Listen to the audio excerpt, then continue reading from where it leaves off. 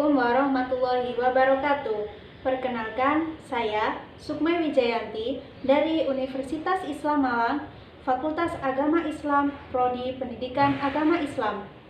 Pada kesempatan kali ini, saya akan menunjukkan sebuah video tentang pelajaran akidah akhlak tentang materi induk-induk akhlak terpuji. Selamat menyaksikan, semoga bermanfaat. Wassalamualaikum warahmatullahi wabarakatuh. Saya akan menunjukkan sebuah materi tentang induk-induk akhlak terpuji. Sebelum langsung masuk kepada materi, saya akan menunjukkan beberapa gambar tentang akhlak terpuji. Gambar yang pertama yaitu saling tolong-menolong.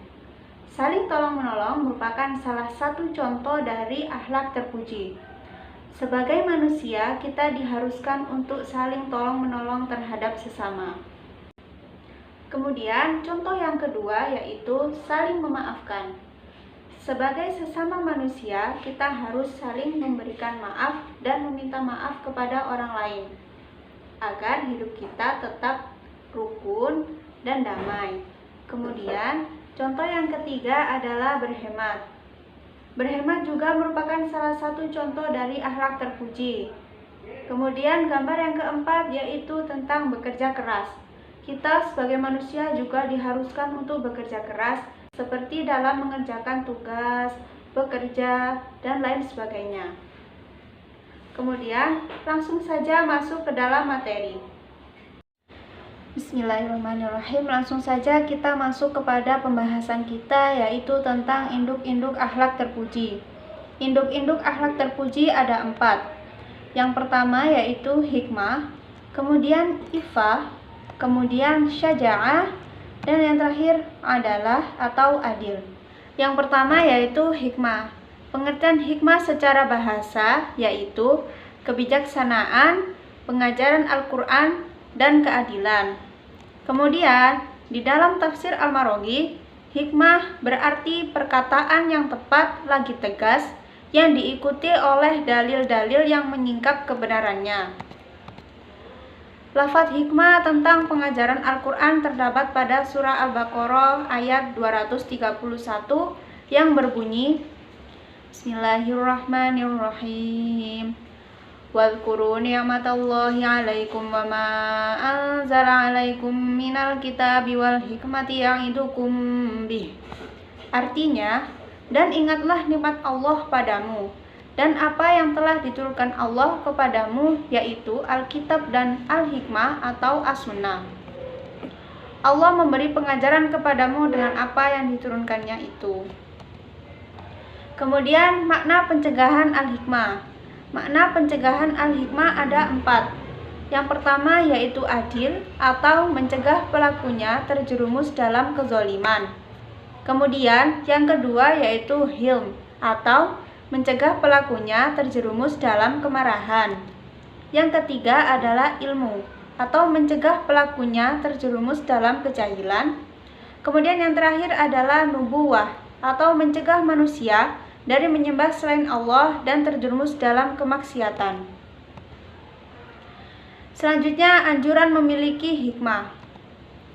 Yang pertama yaitu dapat menempatkan perkataan yang bijak, pengajaran, serta pendidikan. Kemudian yang kedua, dapat memberi nasihat pada tempatnya. Yang ketiga, dapat menempatkan sikap tegas. Kemudian yang keempat, memberikan hak setiap sesuatu, tidak lebih dan tidak kurang, tidak cepat maupun lambat, dan sesuai dengan apa yang dibutuhkan. Kemudian keutamaan dari hikmah.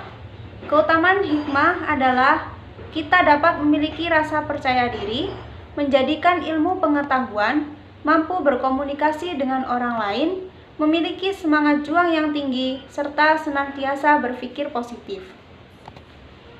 Untuk induk akhlak terpuji yang kedua yaitu ifah.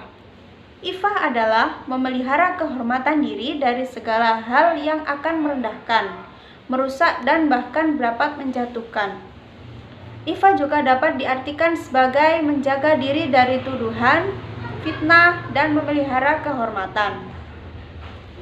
Ifah dilakukan setiap waktu agar tetap berada dalam keadaan suci. Jadi, kita dianjurkan untuk selalu menjaga ifah setiap waktu agar kita tetap berada dalam kesucian. Berikutnya adalah keutamaan ifah. Seorang afif atau orang yang melakukan ifah harus memiliki hal-hal berikut.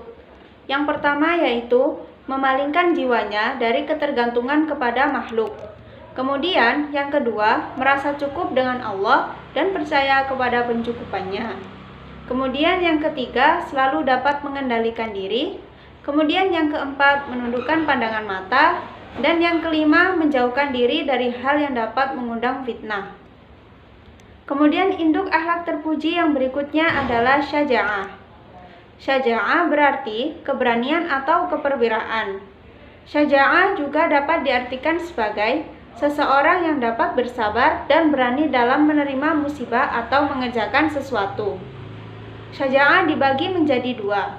Yang pertama yaitu syaja'ah harbiyah atau berani melihat sesuatu yang tampak seperti melihat perang.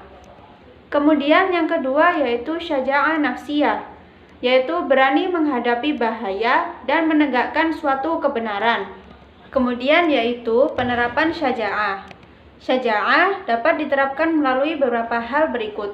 Yang pertama yaitu rasa takut terhadap Allah, kemudian lebih mencintai akhirat daripada dunia, kemudian yang ketiga tidak ragu-ragu dan berani dengan pertimbangan yang matang. Jadi segala sesuatu harus dipertimbangkan dengan pertimbangan yang matang. Kemudian yang keempat, tawakal dan yakin akan adanya pertolongan Allah. Kemudian selanjutnya adalah hikmah syaja'ah.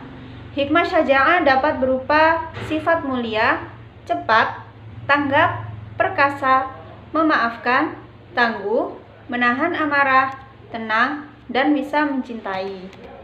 Selanjutnya adalah induk akhlak terpuji adalah atau adil. Adalah berarti memperlakukan hak dan kewajiban secara seimbang, tidak memihak dan tidak merugikan pihak manapun.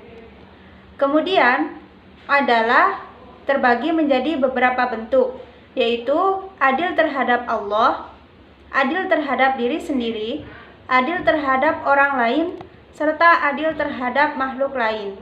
Kemudian, adil terhadap Allah memiliki pengertian bahwa kita harus menempatkan Allah ke tempat yang benar, yaitu kita sebagai makhluk Allah harus melaksanakan kewajiban-kewajibannya dan kita harus benar-benar menganggap Allah sebagai Tuhan kita. Kemudian yang kedua yaitu adil terhadap diri sendiri. Pengertian dari adil terhadap diri sendiri yaitu kita harus menempatkan diri kita agar tetap terpelihara dalam kebaikan dan juga keselamatan. Kemudian adil terhadap orang lain memiliki pengertian bahwa kita harus memperlakukan orang lain dengan layak, memberikan hak orang lain dengan jujur dan benar, tidak melebih-lebihkan atau bahkan mengurangi.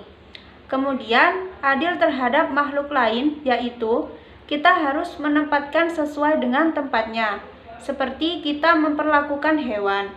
Kita dalam memperlakukan hewan harus menempatkan hewan tersebut sesuai dengan tempat tinggal mereka dan kebiasaan mereka. Selanjutnya, kedudukan dan keutamaan adil. Yang pertama yaitu terciptanya rasa aman, membentuk pribadi yang baik, menciptakan kerukunan dan kedamaian. Kemudian keadilan adalah dambaan bagi setiap orang. Kemudian begitu mulia orang yang berbuat adil. Jadi ketika di dalam suatu negara dapat diterapkan keadilan dengan baik, alangkah bahagianya dan alangkah damainya keadaan negara tersebut.